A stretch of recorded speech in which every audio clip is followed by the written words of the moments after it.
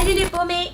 Vous êtes sur les ondes de Coke 022 qui vous apporte la bonne nouvelle et cette fois-ci, j'en ai de vraies bonnes. Après un long combat, la communauté de Bouzard est libérée des autarkis. Grâce aux efforts de la meute du local 1328, la meute d'Antebellum et d'autres intervenants de la société vampirique, les juiceuses sont éradiquées.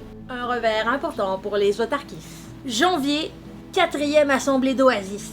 Le Vox Populi commence par nommer Static Kid comme second drinking buddy, ce qui crée des légères flamèches entre le premier drinking buddy Goliath et Static Kid, le deuxième drinking buddy. Parce que si tu le sais pas, tu le sais pas, hein. Ensuite, Logan, le patron, annonce la venue d'invités de marque en cette soirée d'Oasis. Erebus, vampire de l'Ordomagus, se présente en raison d'affaires. Orion, un pur sang du clan Nosferatu, se présente en raison d'affaires. Et Monsieur Coffee, un autarkiste du Nord, se présente en raison... Non, je déconne. Pour négocier une trêve. Il y a aussi Harold Dundu, un jeune kinfolk qui souhaite s'entretenir avec les vampires de l'Oasis au nom des garous qui rôdent dans la région. Je crois que c'est tout. Ah ouais! Elle, Dame Topaz et sa cohorte. Patronne de l'Oasis des Portes du Nord, elle se présente pour discuter de la menace autarkis et offrir son aide aux gens du Sud. On dit pas offrir, on dit vendre. Et quand on parle d'aide, on parle en fait d'un échange. Elle dispose de nombreuses informations sur les bandes d'autarkis du Nord qui s'en prennent récemment au Rat-Trap. Elle souhaite donc négocier un accord d'entraide avec les vampires du Rat-Trap. Le Vox Populi annonce un concours de popularité afin de choisir un favori de l'Oasis.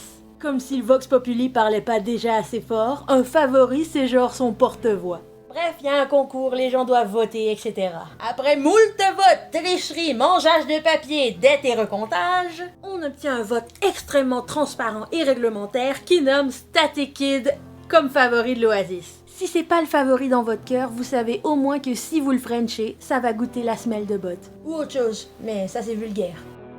Maintenant, pour les rumeurs. Le patron et Monsieur Garvey auraient reçu la visite d'un certain Monsieur Goldberg. C'est un vampire impliqué dans les maisons marchandes. Très influent dans la région. À ce qu'on dit, il aurait informé les autorités de l'Oasis en lien avec les récentes activités du protectorat. Plusieurs vampires de la région sont recherchés par des mercenaires, qui eux sont clairement engagés par le protectorat. Ça pourrait foutre la merde dans le fragile équilibre entre les meutes du Rat-Trap, perturber leurs habitudes de chasse, etc. Ensuite, il y aurait eu un bris de voile à Lieu des Riches. Toutes sortes d'emmerdes. Le maréchal et ses constables investiguent sur le sujet, mais... ils trouvent rien. Après, il y a la rumeur du Nosferatu qui se serait éveillé de sa torpeur. L'ancien monarque de la principauté d'Alastor. Un gars qui s'appelle... Il s'appelle... Riley Colm. Voilà. Sinon, les vampires du protectorat lâchent pas le morceau. Ça, c'est pas une rumeur. Un certain Luther Gray se pointe à l'Oasis afin de corriger le manque de décorum de l'ancien émissaire Sabbath, Hister Reed. Parallèlement, Nelson Wright, d'affiliation camarienne, se pointe à l'Oasis afin de conclure différents deals avec les vampires du Rat-Trap. Dans tous les cas, ils arrivent difficilement à leur fin. Les vampires du Rat-Trap ont pas trop envie de nourrir des vieux cons qui se cachent dans une mégapole. C'est pas sexy, on n'est pas dans True Blood ici. Ensuite, les chefs de meute ont une crise identitaire et décident de se partir un boy band qui s'appelle la Castra Nocte. C'est leur petit nom quand ils décident de prendre des décisions importantes. Ils rencontrent ensuite Dame Topaz pour discuter des autarkis et d'un plan pour les repousser. Et à partir de ce moment, on voit Dame Nira au bras de Dame Topaz jusqu'à la fin de la soirée.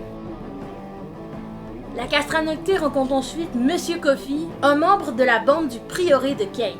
Autarkis aux idéaux modérés, Monsieur Coffee souhaite se dissocier des autres autarkis et veut s'installer dans le Rat-Trap. Mais il faut qu'il demande d'abord. L'idée n'enchante pas les chefs de meute. Mais les Raiders of Fate décident de les accueillir sur leur territoire de la colonie du flanc Est. Ensuite, il y a de la baston entre certaines meutes de l'Oasis. Les Ashes Assassins se font payer pour capturer Ezra Dunes du local 1328. Ils sont censés faire la livraison du dit individu à l'Ordomagus. Je vous dis pas ce qui se passe après, vous leur demanderez. Ensuite, il y a l'Exo, une nouvelle monnaie qui fait son apparition dans le rattrape. Originaire du Sud, elle aurait été implantée sur le marché des terres mortes par la mégapole Exoproxy, apparemment distribuée afin de faciliter les transactions avec les maisons marchandes des terres mortes. Les clés perdent un peu de valeur. Pendant le Town Hall, le Vox Populi amène l'idée d'un registre des faveurs. Le débat est musclé parce que les gros greux des terres mortes aiment pas les règles. Mais au final, la plupart s'entendent pour dire que c'est nécessaire. La motion sera donc amenée à la castranoctée. Ensuite, il y a la question du territoire de la colonie centrale. C'est non réclamé, mais il y a des garous. Ça discute quand même un peu, savoir s'il y a des intéressés. Plus tard dans la soirée, Sarkhan des Prophets of Erebus se fait remettre le titre de Chuck Norris suite à un combat sanglant dans une arène avec d'autres vampires de l'Oasis. Ce titre est généralement octroyé à un vampire invaincu ou imbattable au combat. Très fort, très fort. Madame Croche revient avec un encan fort diversifié et les vampires de l'Oasis y dépensent leurs clés en malades. Lors du discours de fin de soirée, Temple, le chef de la meute des testamentaires d'Alastor, prend la parole et clame la possession de la colonie centrale. La déclaration en surprend plusieurs, mais personne ne s'oppose directement. Alors que le patron semble être absent vers la fin de la soirée, on découvre en fait qu'il est en tête à tête très sérieux avec Dame Topaz pour discuter l'avenir de leur oasis. Mais bon, c'est pas parce que c'est très sérieux qu'on peut pas se faire de petits bisous. J'étais là. C'est sur cette 367e déception romantique que Coke 022 vous souhaite de survivre jusqu'au prochain épisode, les pourris. Allez, salut.